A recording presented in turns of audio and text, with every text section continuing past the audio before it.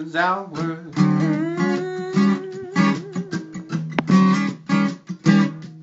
Inwards, out. Are we ready? Ready? It is January 2nd. We are at the small but mighty IWOW. We are the trailblazers. We are the chosen. We chose ourselves to show up, to come, and to reboot. Reboot. I'm wearing my boots to reboot because we're all rebooting. Re is actually a Latin word, and it is something called a loan word. Do you ever hear that? Of a loan word? I never knew about loan words. Loan words are words that we take from another language and we adapt them to ours without any change. Most of the examples are food. Crepe, ketchup, and entrepreneur are all loan words. Re is a loan word. It means to redo, to restart, to go again. And that's what we're all here to do. Another year, another IWOW, another turn of the wheel. And isn't it exciting?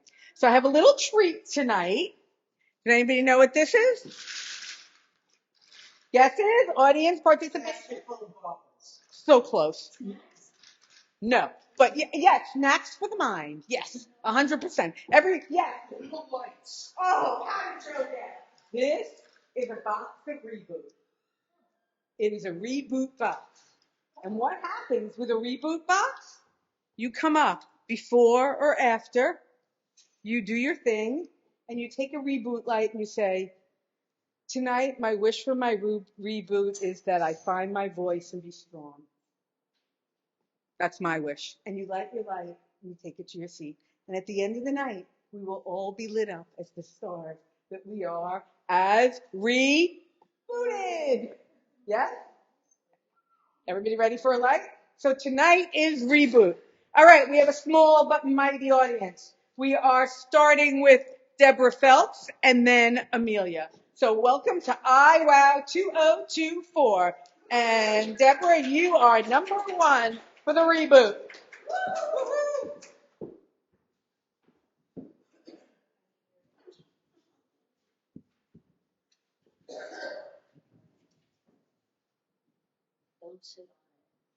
I'm not going to sit. Happy New Year. They say 2024 is the year of the wooden dragon. It's also the Chinese year that my birth follows because I was born in a different year, but Tet happened after my birthday, so I have to go with the year before me. So I'm a dragon, I guess. I wrote a poem called Reboot. And the way I write poetry is a form of acrostic, a little hard to hear, so I'll read slowly. Because rather than just having the first word of each line spelled down, the word reboot, every word across the line, every line spells reboot. So just makes it a little less prose. Restless, elderly body, obstinate, obstructive, tired. Riddance, energy, breath, obituaried one, transcended. Rest, exhausted beloveds, obligations over, transformed. Realize early, bereavement options offer time. Restore equilibrium, balance, oneness, openness, tranquility. Remember engagements, birthdays, ocean outings, treasures. Re-engage bountiful outside opportunities. Transition.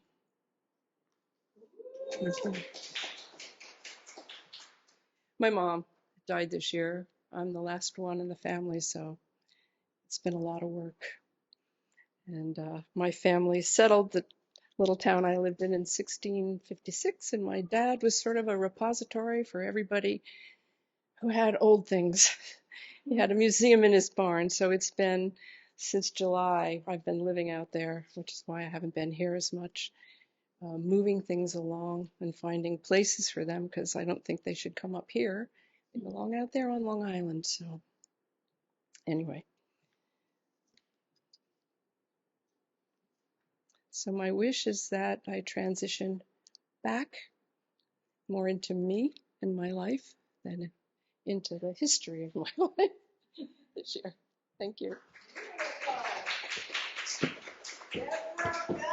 Beautiful. Transcend. Good words to live by. And also, those of you that aren't speaking are welcome to a reboot letter. Just tell me when you want one. Okay, next on our agenda is the, what's the right word? The, it's an in word. The, what? Incomparable Amelia. Why am I blanking on your last name?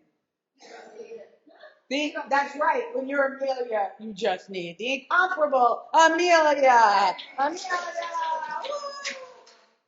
Amelia Unlimited.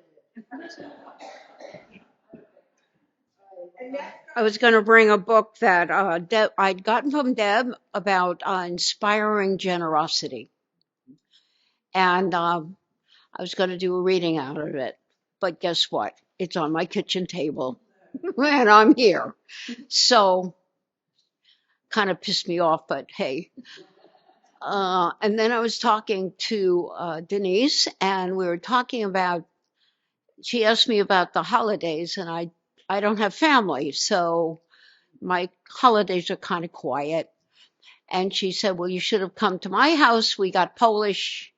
We have a Polish holiday here with pierogies and kolbasa and sauerkraut and whatever. It reminded me when I was a kid, my family came from Lithuania, or my father's anyway.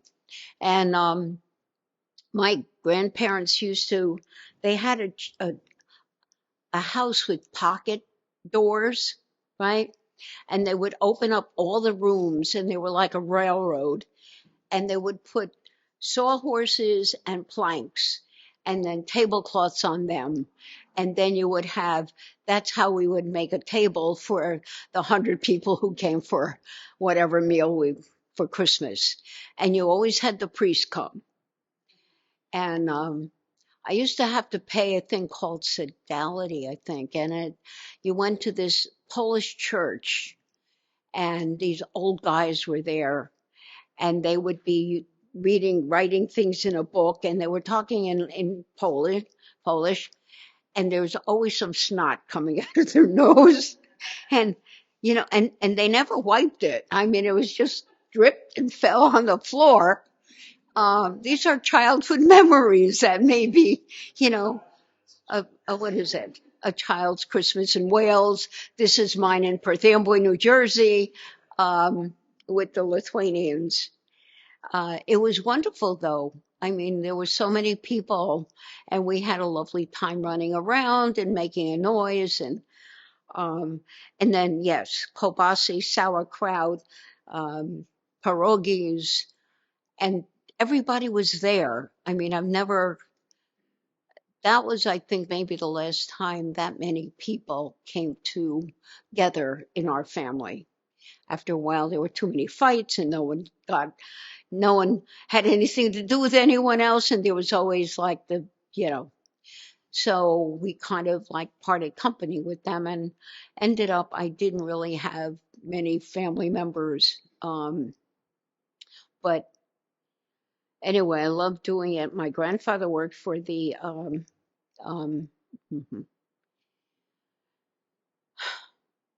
it's a terracotta pottery company in Perth Amboy. And they used to, and I remember they made an umbrella stand. And it was in my mind as a child, it felt like it was that big, right? And it was a Polynesian woman with, with blind eyes and the hair streaming down her back. And you put your umbrellas in that. if I could find one of those, I'd be very, happy, but terracotta doesn't go too far. Anyway, he worked for that. Like, I don't remember, I never talked to them because they never talked to me. There was no language, you know, I never learned Lithuanian and they never learned English. And children were not important. Um, so, but I have good memories of those times and, you know, um, something that will never come again. But that's where I am with that. So I don't know what my time is like, but we, I had a, hmm? It doesn't matter. So anyway, there was that, and what's his name asked me my name. I'm Amelia. He said, what do they call you? What did they call you? I said, none of your business. And we were thinking about it, and he thought maybe that's what I should talk about tonight. Well, I'll give you a little taste of it. When I was born, I was Florence. Too big a name for a kid, much too big. Hated it. But when I was growing up, that's who I was. And my middle name was Amelia, and my brother used to always make fun of it. And so I thought it was worthless. And so I never used Amelia. My nickname at the time was Foofy. And there are a lot of people who know me by that name, and anyone who does, my heart goes out because there are people who have known me for many years, and we have a, a, a heart connection. And so there's that. And then when I was drinking, I was also Foofy, and the bars knew me as Foofy. So it's not always, top of the line remembrances. Um, but in 83, I started using Amelia. I did a meditation. I realized that I'm more Amelia than anything else. And so I started Florence Amelia. And then people took off and said, and then I dropped the Florence and people knew me as Amelia. And and so sometimes when they meet me now and they say, weren't you up? Because they don't know that I've moved on. But I guess that's part of my life story for the moment. So we'll get generosity next time. How's that? Okay, thank you. I'm writing a new book about getting out of my own way. How do I manage myself? And how does it change now that I'm retired from when I used to work? And this is one of those chapters from the book, and it's close to rebooting. It's called Circuitous, and it's about 5.5 minutes to read. So it's called Circuitous. My mother and I invented a secret code, a gesture encompassing I forgive you, I love you, I understand. Like her mother's native tongue Yiddish, we chose one simple word that conveys multifaceted feelings. I can't remember it. It's not the only thing I can't recall. Where did I put my passport, my favorite shirt, the piece of paper I just had in my hand? Going digital just confused the issue, with more places to look. Was it on my computer, tablet, or laptop? Or could it be on my phone, or on that paper notebook that I bought at the flea market? And around I go, chasing myself. Chasing myself is an advanced behavior and standing in my own way. The dictionary definition would read, a circuitous route including retracing previous steps without making progress. For example, she took 3 steps forward, 4 back, and 2 to the left, placing her inches from her original starting point. My route to pulling the trigger on buying new kitchen appliances was long and circuitous. When the final scheduling call came the day before the delivery, I was ready. Confidently, I declared to the customer service manager, yes, I'm ready. I have walked the path.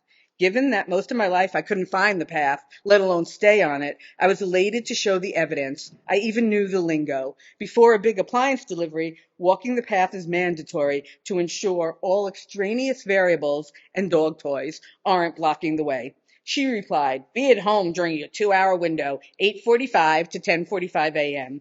Panicked, my next call was to my confidant, Kathy. What if the appliances don't fit or look ugly or blow up my electric panel?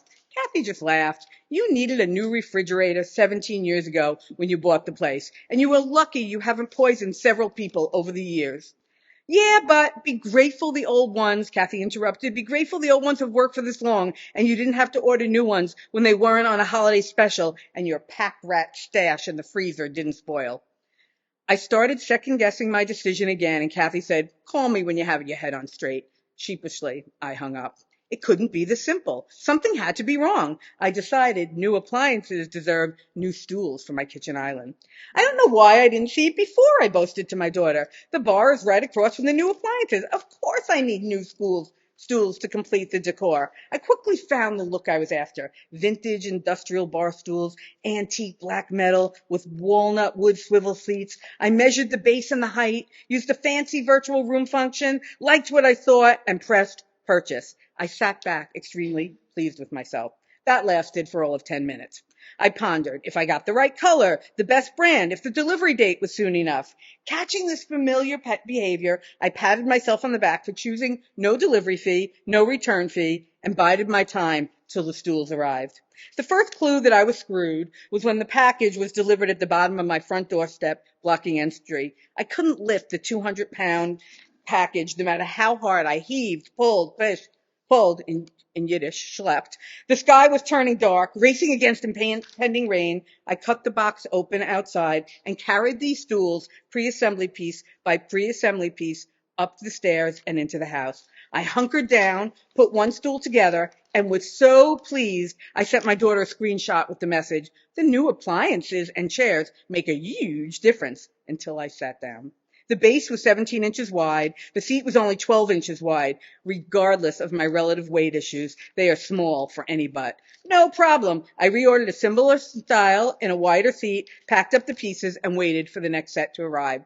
This time, after delivery and assembly, I sat on the stool and the swivel function caught the skin on the back of my thigh on the edge every time. Ouch. There was no question they had to go back. The merchant assured me I just had to leave the items on the front porch for pickup. Don't worry about boxing. UPS will take care of the rest. Good to know, I said sarcastically, after a 47-minute struggle to repack the 2.5-foot stools into the 3-foot box, working against my 5-foot short stature that did not provide a fulcrum point. Annoyed that I had just lost almost a full hour to something I didn't need to do, I repeated, just to be crystal clear, they kind of fit back in the box. Honest and yet vague. I nailed it. That's all I have to do to get them ready for pickup? Ma'am, that's perfectly fine. Big sigh of relief on my end. It was pouring that night, so I got up early the next morning and pulled the huge box from the front hallway to the front porch. When Beauregard, my I love a man in a brown uniform golden doodle, started barking and running in his own circles, I opened the front door just in time to see the driver 50 yards down the driveway about to get into his truck. His shoulders were up to his ears, head looking down and shaking from side to side. There was a sticky note posted on the door. Pickup attempt made. Hey, Lewis, I yelled, knowing full well that Lewis hadn't been my carrier for over a year and regretting that I had not made friends with the new guy. He turned sharply. His eyes penetrated me. Are you talking to me? This is not going well, I'm thinking. Yes, the merchant gave me explicit instructions and I followed them. Can you take the box? And fast forward, hyperspeed, he was already on the porch, his face inches from mine. No. I stared blankly at him. Do I go rogue or clueless? Would this work better if I was taller and had more cleavage showing? I continued my vacant stare. No, he said louder, as if I hadn't heard him the first time. The ball of fire was welling up in the pit of my stomach. The volcano was boiling, and I was almost at the point of no return. Are you freaking kidding me? I murmured, dialing back customer service, exaggerating the movement of my finger pressing down on each number. The driver who towered over me shifted from one foot to the other, nervously, only inches from me. He could tell I was livid, my fist balling up as the anger welled. Ready to shoot off my big mouth, I heard it in my head before I said anything. F-words flying, blame, demoralizing language, levied perfectly. Then a miracle. I looked at this tall, fit man just getting paid to do his job, and I said, Conley, we are both frustrated and got bad information. How can we make this work so you can take the chairs back? There was a genuine tone of caring in my voice. He didn't flinch or move. I stood still. How can I turn this around? What else can I say? As you can see, there is no way I can pick this box up or get it into my car. I live alone and don't really know who can help me. Was I playing the old frail single lady card? Yes, I was. And it was much better choice than the yelling rant chock full of colorful words. He blinked his eyes a few times. I think he was more surprised at my response than me. He said, I have a few drop-offs around the circle. If you do the best you can to close that up, I'll come back and get it. He walked away, his shoulders a little less up to his ears than before. I sprang into action, found packing tape, and willed that box to close. I held my breath until I heard the truck coming back around the bend. Non-Lewis jumped out, jogged to the porch, looked me in the eye, and said, You really tried. I did, I said hopefully. He picked up the 200-pound package like it was a 10-pound bag of potatoes, put it in the back of his truck, jumped into his seat, and drove off. I was never so happy to see a man leave. 10 days later, when Amazon acknowledged receipt of the package but hadn't credited my account, somehow my Zen held. After 4 phone calls and a transfer to the bulky items department, I kid you not, I got credit for the chairs resolved. My daughter arrived 3 days later. Mimsy, the appliances are great. These stools look like the ones you already had. How are they different? They're not. I decided to keep what I had. Why fix what is broken? She nodded, a lopsided smile, followed by a quick turn on her heels. A secret code signaled she knew there was a long, circuitous backstory that I was dying to tell, and she couldn't bear it. I remember the smile I gave my mother. I forgive you. I love you. I understand. The thought of retelling it exhausts even me. I am sick of my time going in circles. I turn inward. I forgive you. I love you. I understand. And that is going in circles, circuitous. So my wish for my reboot is that, I don't get that spinning spiral of death. You know what I'm talking about? That really reboots. We now have Kristen Grippo. Thank you. I'm Eileen Marcus. I forgot to say for my piece, circuitous. And on deck is Jeannie Bassis. I always say it wrong. Jeannie Bassis. And now Kristen Grippo.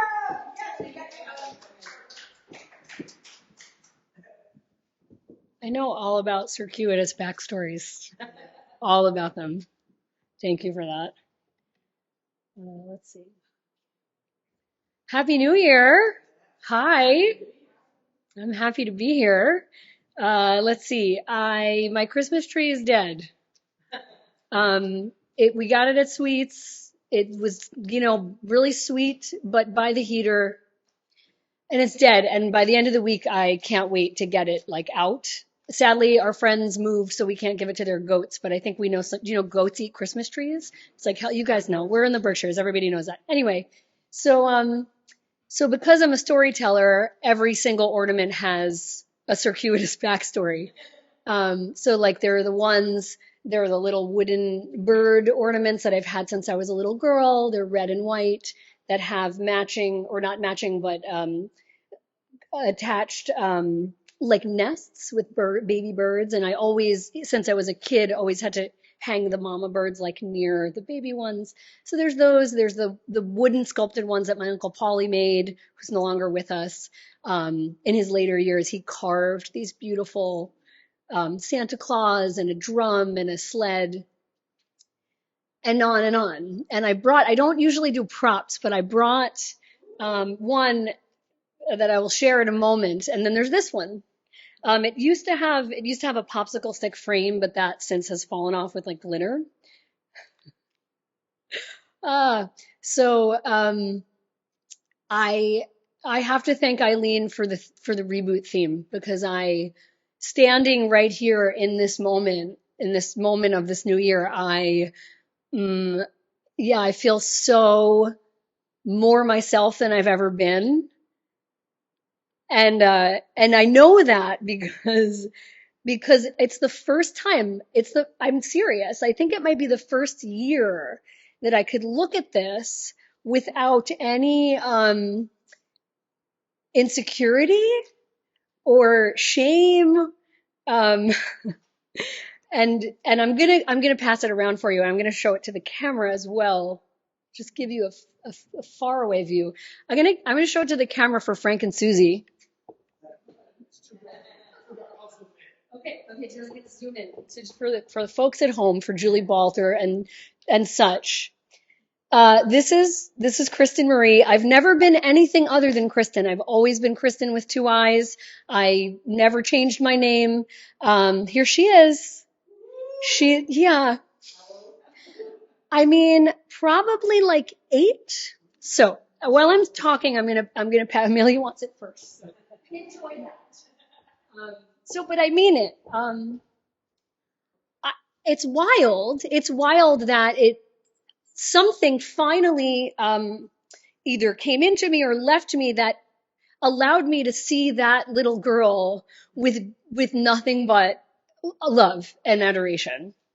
And I gotta say, well, first of all, I gotta say, God love my parents, but like, why was nobody, like, it's like, not, it's big hair, big glasses, big teeth. Like, no one was like, hey girl, like, change, we want to get a haircut or like, get some smaller glasses. Like, I don't, whatever. But she's like pretty confident, actually. So this is like so sort of new age and cheesy, but I'm going to admit something to you. It's wild how like memory is not static. How actually like we can go back and change it, right? So I did the thing where I traveled back in time. And me, like, went and had a conversation with that girl. And like, whoa, this is you when you're a grown up? Like, how awesome is that? Like, so that's number one. And then maybe it's easier to do because I'm a mom now, so I have I'm relating to this little human all the time.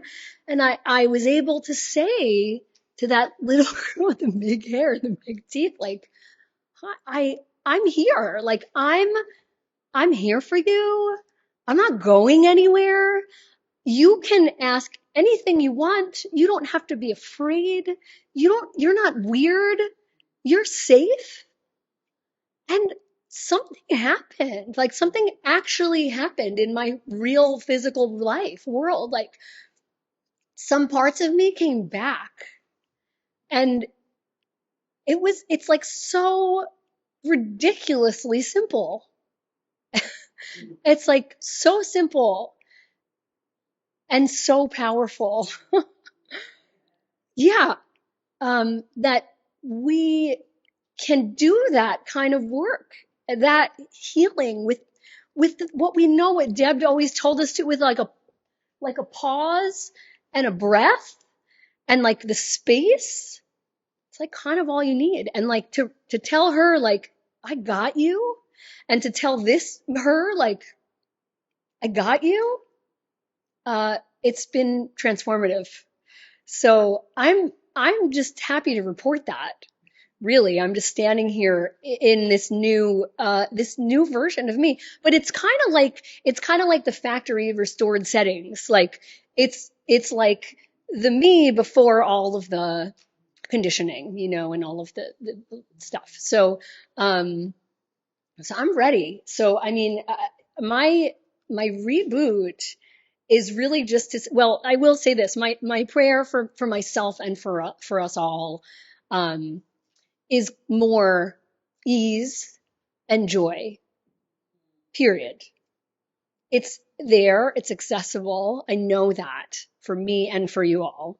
So that's my prayer. And as far as the reboot, I'm just saying like, watch out, because I am just getting started. Thank you. Kristen Grippo. We have Jeannie Basses. But before Jeannie comes up, does anyone who's not on the list want to come up and take one and do it? Anyone? Yes? Come on.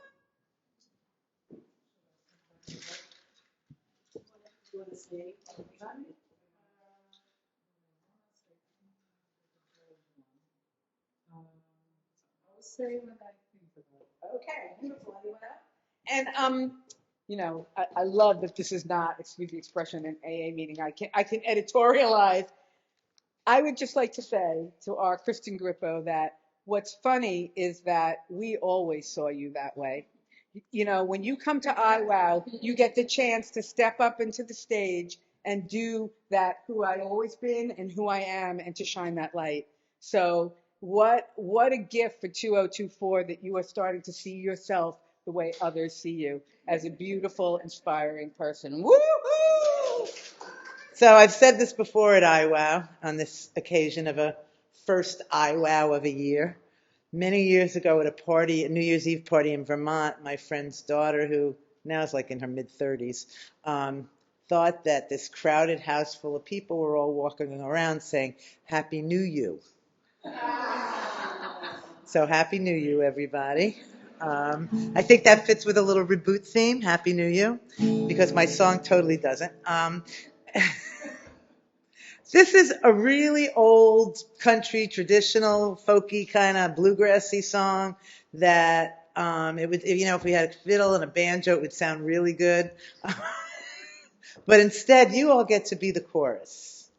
And there's a name for this kind of song, and I can't remember what it's called, but it's like where the first line repeats actually 3 times. And then there's another line, and then the last line is always the same. So that's the structure. So it's really easy to learn. Okay? Okay. And it's either called Crawdad Hole or Crawdad Song. There's a lot of verses. I've had all these verses for years I've sang, and then I went and looked it up online, and there were more verses. And I added one more in that I didn't ever have before this morning, but basically, it's just an old song. And does everybody here know what a crawdad is? Otherwise known as a crayfish. Freshwater. Let's find it.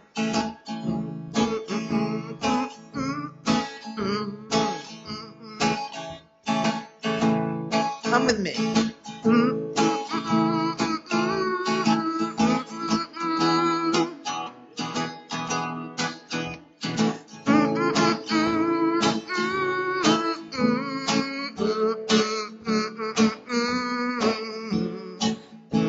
Honey, sugar, baby mine. You know the song? Good. That's the last line. You all got that? Honey, sugar, baby mine. You get a line. I can't find it. I'm going to find it. You get a line and I'll get a pole, honey. You get a line, I'll get a pole, babe. You get a line, I'll get a pole. We'll go down to that crawdad hole, honey, sugar baby mine. What you gonna do when the creek runs dry? What you gonna do when the creek runs dry, honey?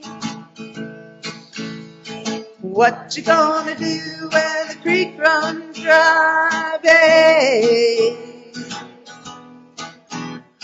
What you gonna do when the creek runs dry? Sit on the bank and watch crawdads die, honey, sugar baby mine. What you gonna do when the crawdads die? What you gonna do when the crawdads die, honey? What you gonna do? Crawdads die, babe. What you gonna do when the crawdads die? Sit on the bank and begin to cry. Honey, sugar baby mine. I heard the duck say to the drake. I heard the duck say to the drake. Honey, I heard the duck say to the drake, babe. Heard the duck say to the drake, ain't no crawdads in this lake. Honey, sugar baby mine. Get up, babe, you slept too late. Get up, babe, you slept too late, honey. Get up, babe, you slept too late, babe. Get up, oh babe, you slept too late. Last piece of crawdad on your plate, honey, sugar baby mine. So I'll just explain that little boo-boo there. I used to sing that verse as Get Up Old Man, and I started to sing Old Man. And then one of the versions I checked out was Woody Guthrie sang that verse as Babe, and I thought, Woody sang it as Babe, I'm going to sing it as Babe. Along comes a man with a pack on his back. Along comes a man with a pack on his back, honey. Along comes a man with a pack on his back, babe. Along comes a man with a pack on his back, packing all the crawdads he can pack. Honey, sugar baby mine. Okay, this is the verse that proves how old this song is. Sell my crawdads 3 for a dime, honey. Sell my crawdads 3 for a dime, babe. Sell my crawdads 3 for a dime. You sell yours as cheap as mine, honey, sugar baby mine. This is the one that's new to me. There's a little bitty baby 9 days old. There's a little bitty baby 9 days old, honey. There's a little bitty baby 9 days old, sweet thing. There's a little bitty baby 9 days old, stuck his finger in the crawdad hole. Honey, sugar baby mine. We're going way up to the top again. You get a line, I get a pole. You get a line, I get a pole, honey. You get a line, I get a pole, babe.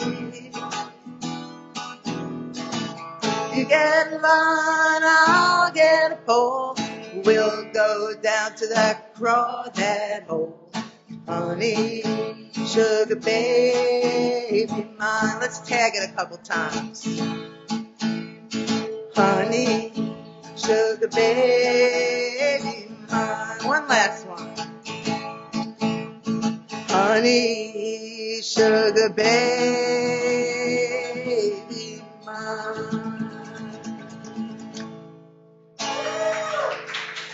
Yeah, nothing like an old song with 100 verses, no real chorus, as simple as it gets. Thanks. A what? Oh, a light. Oh, sure. A light.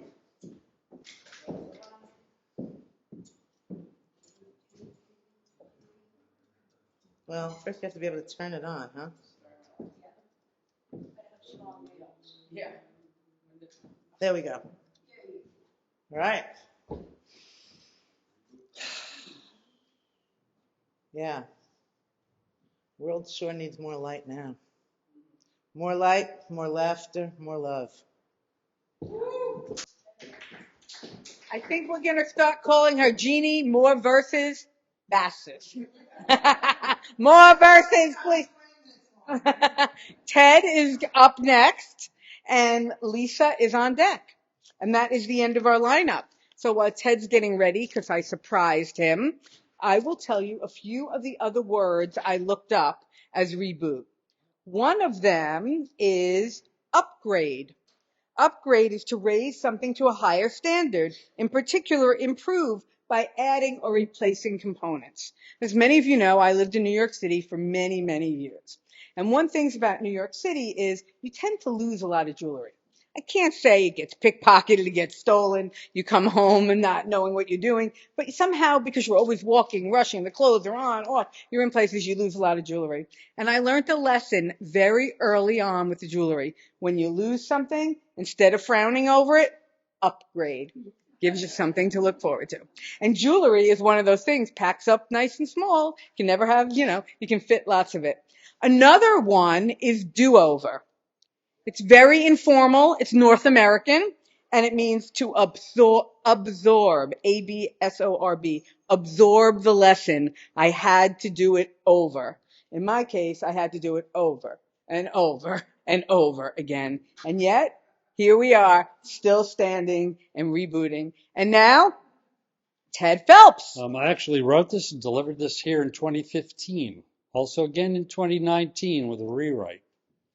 I rewrote it again. It's the same story, but it's just rewrites to fit into the time frame. I'm going to deliver it with more breath and timing because we have the time tonight, I do believe. It's called God Came Down. When God, or G, woke up from his nap, almost 200 years of human time had passed. Men and women had been tumbling into uncharted territory. Even G was confused. Mother, what happened to the Industrial Revolution? Who is Alexa? For a year before his nap, G had been dictating to Charles Dickens a new book for the Bible, the Book of Ebenezer. Something fresh for the new age of factories, machines, and banks. But by the time G woke up, that punchy Ebenezer story had gone stale. Sure, people love it, Scrooge and all the ghosts, but only in December, and it haunts not a soul into seeing themselves. So G came down. G entered through a crack in the tiles of a bathroom stall so that no one would notice, wearing a silk blue and gray striped suit. It was on the 19th floor of a financial services building on Wall Street in the great city of New York. G took the shape of a wealthy African man having that effulgent charisma of the spirit of Christmas present in the Ebenezer story. Stepping from the stall, he entered a capacious mirrored room, and there he saw Robert, the purpose of his visit, looking at himself in the mirror, face stiff and pale, and behind that face, as G could tell, Robert's world clattered with hand-wringing decisions demanding execution before he could take the commuter train north. It was 2:30 in the afternoon, Christmas Eve. The bathroom door pushed open, and another pinstriped man stepped halfway in and boomed, "Bob, hurry up." "I'll be right there, Mr. Causey." And then Causey saw G and waved his hand. "You too, Mr. Azrandi. We're all waiting in the conference room." Causey was mistaking G for Philip Azrandi, CEO of the African firm they were going to trick into partnership in the next few minutes, and then in January force into a scheme to make fake spring water. G raised a hand, which beamed forth the light that had created all things, the same light that illumines all minds. Both Robert and Cozy closed their eyes and saw things they could have seen on their own had they but looked. Robert saw his 6-year-old girl starved for his presents at Christmas time, and his wife the same, and how by midnight tonight she would be convinced that he was bedding a woman from the company bar. He saw how in the meeting about to happen, he would use fake internet sites to trick Azrandi. Meanwhile, Frank Cozy, in his own visions, eyes closed, standing there, saw how he would reward Robert for the African scheme by sending him on a January business trip to the islands with that barista Robert fancies from the company bar. He saw African villagers drinking Azrandi Wonder Water and getting poor and dying of disease. He saw his second wife dying of heartache. As they saw all this and decades more of destruction and deceit coming from actions they would take even today, even before Christmas bells rang, they each also saw that all of it was mutable. And they knew just then, for the first time since boyhood, a warmth flooding their hearts. And they knew just then that no, they would not walk further down those paths. All of this in one moment of floating alone in their own oceanic wisdom, as they stood in the men's room on the 19th floor there at the center of the world. And G's work was done. He closed his golden hand, and the two men opened their eyes and looked at each other and then at G. Mr. Azrandi, Robert and I look forward to our discussion. We hope to form with you a superb partnership that will help the rural villages of Africa and all over the world. And for the first time in many years, he believed the goodness in the pitch he was pitching. G did his magic, which is maybe not magic at all, with another 20 souls that same afternoon in the same building, and 100 more Christmas Day, and in the new year with each of the billionaires across the globe, then the dictators, and then the presidents, then oil men and traders, clergy and farmers, and even a few planning murder. And, well, you might recall G having come to you. That was all it took, as it turned out. After 10 years, G looked at the world and saw that it was good. Mother agreed, but keep your eye on them this time.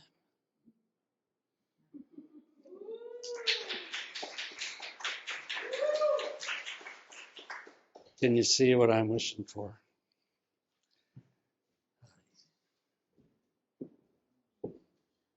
So I think I'm in like 7th grade reading comprehension. What was he wishing for? This is what I got. World peace, no pain, no regret, and that we all get along and help each other.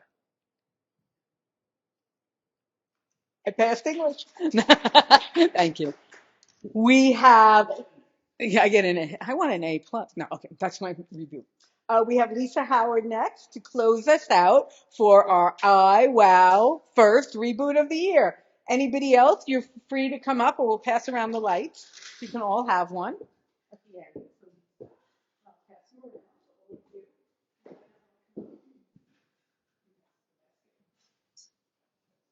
The reboot. And Lisa Howard. Woo!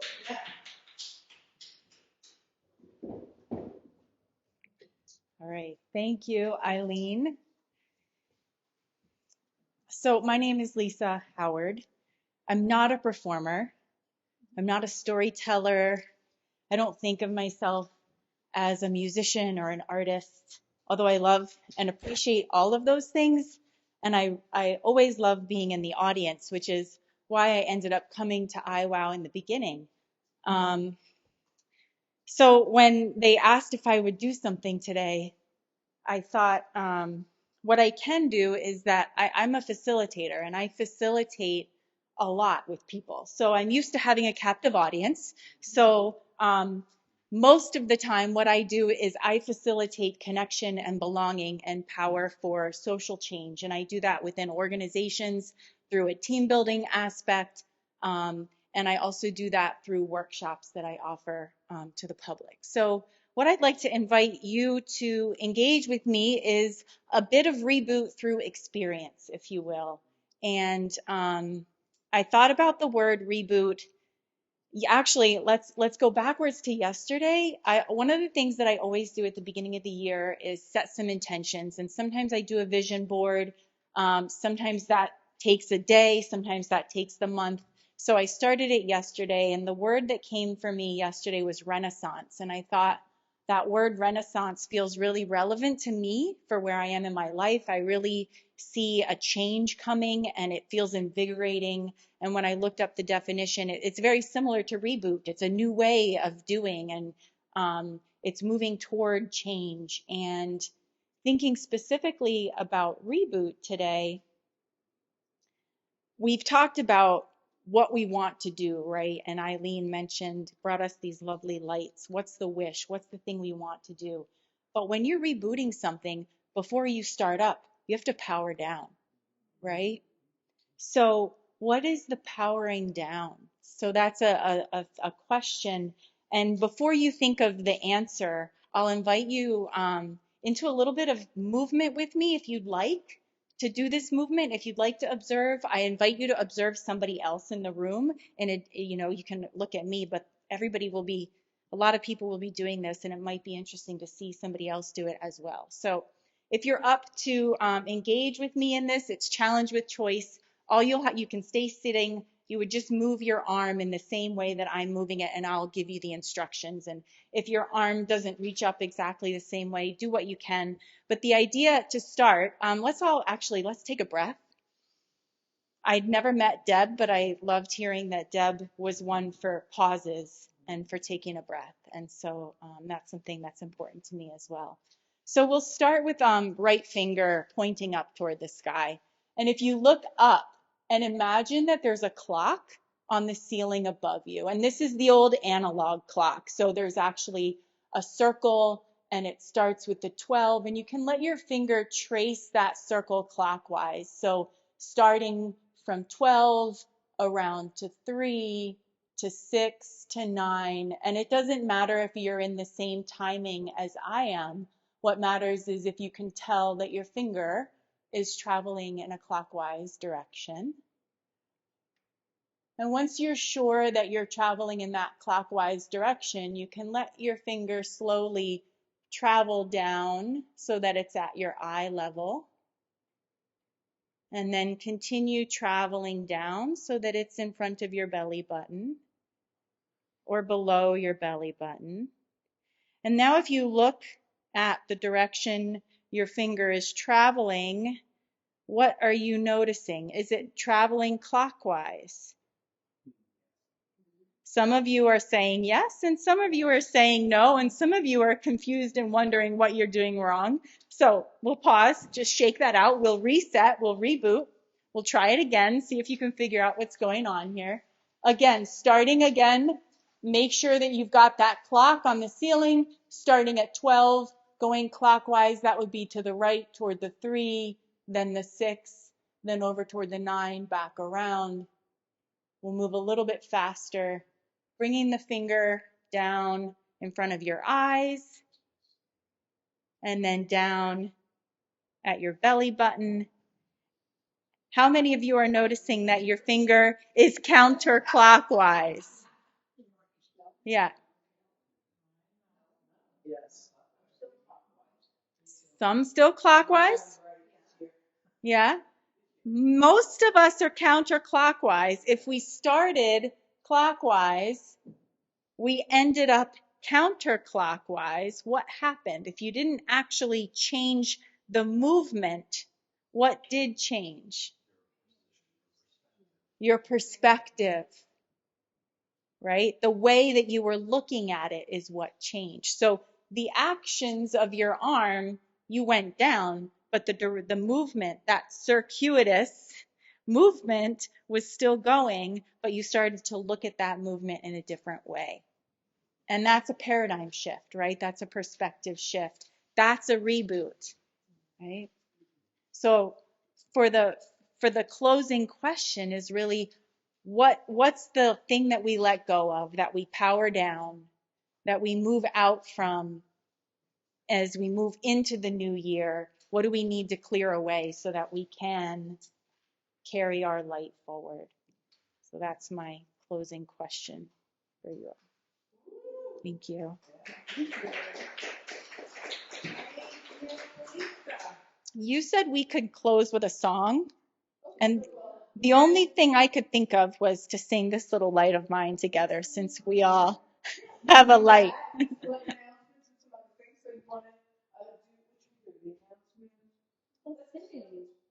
Yeah, let's wait for the song to be. Let's sing. All right. We'll watch it. An hour later. Thank Now, you lead us. Okay. Maybe we should turn the lights off. I'm not a musician, so hopefully some of you will help us with that. But everybody have their light? All right, here we go. Ready? This little light of mine, I'm gonna let it shine. This little light of mine, I'm gonna let it shine. This little light of mine, I'm gonna let it shine. Let it shine. Let it shine. Let it shine. All right. Thank you. Thank you. Never met a song I did not like. Literally. Love a song. This little light of mine, gonna make it shine. So I'm gonna take this wonderful, small, mighty group and give you a nice little roundup of the reboot. Roundup of the reboot.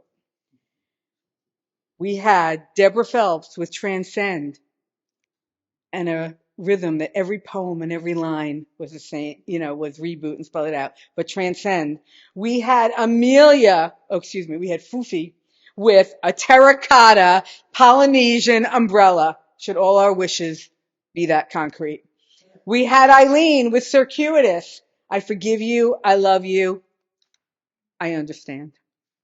We had Kristen Grippo with I See Myself Clearer Than I've Been, and that little girl, big hair, big glasses, big confidence, Kristen, big confidence. She was already there. Jeannie, we need more verses always. Bassis, always, always, always. Ted Phelps, the wish that we all get along. We all get along. And Lisa Howard with remember to look at your perspective. It changes. It changes, and that changes everything. It's been a real honor tonight to be able to set up off on this agenda. I want to end with a few of those loan words I talked about. I have some of them. Cookie is actually a loaned word, a reword. But when I was thinking about loaned words, I was thinking about loaned phrases, things that I've heard other people say that have become my own and have become beacons for me as I move through the world. One of them, funny Lisa did the clock, is my favorite saying, which is, even a broken clock is right twice a day, unless you're on military time. But even a broken clock is right twice a day. Everybody knows what I mean? Don't tune everyone out. The second one that I'm finally starting to understand, I love that story when Kristen said, I looked at that little girl, I could talk to her, I could understand, I could love her, is as above, as below.